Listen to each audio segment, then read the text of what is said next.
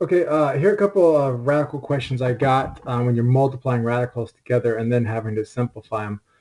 The cool thing about the radicals is as long as the roots are the same and as long as you have multiplication, you can just combine the stuff together underneath the same radical. But it's easier to break the stuff underneath the radical down before you multiply it together just because things are smaller. Here it wouldn't really be that much of a time savings, but in general it's a good idea. So I take 30 and I do the factor tree and I get the ends being 2, 3, and 5.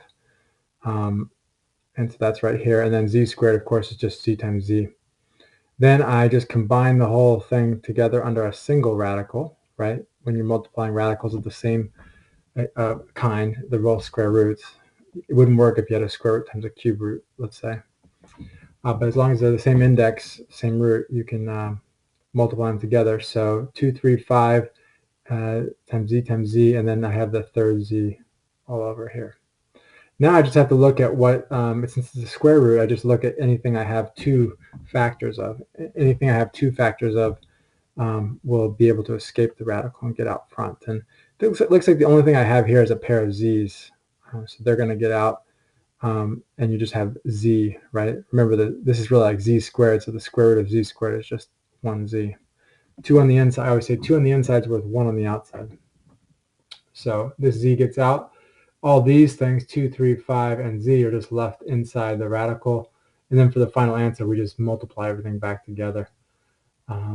Z, so we get z times the square root of 30z. So I hope that helps a little.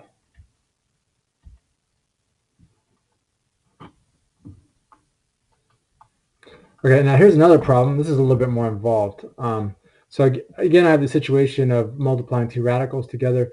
There are numbers out in front of the radicals, but that's okay because we can just multiply those numbers together as well. And again, like the last problem, what we do is we break down the insides. This one's already kind of broken down. 5a can't be really broken down any more than 5a. But we can break the 35 down into a 5 and a 7, and the a squared into an a and an a. And then you see on the next step where I'm multiplying the 3 and the 8 together to get 24, and then the 5a times all this stuff together to get this long string, right? Now I've got 2 5s, a 7, and 3 a's all underneath is the same radical. I'm really multiplying the radicals together.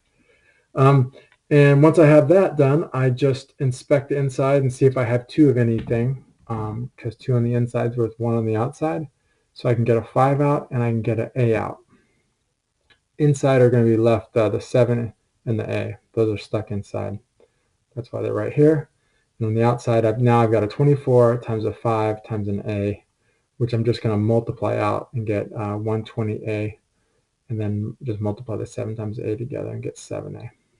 So 120a times the square root of 7a. So somebody sent this question in. Great question. I hope that helped a little bit.